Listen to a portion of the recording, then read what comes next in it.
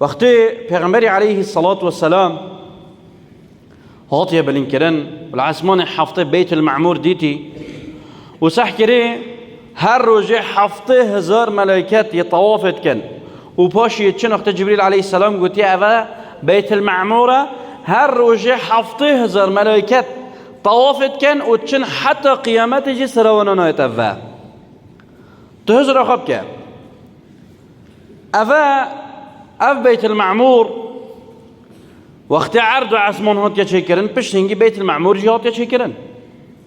یعنی اصلا برم رو بیت دنیاه و حتی قیامت جی هر روزه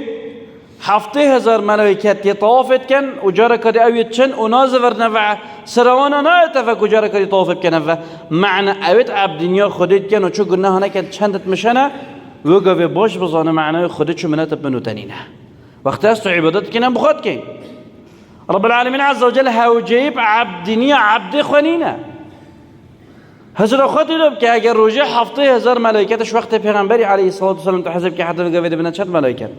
معنى رب العالمين عز وجل شو منات 80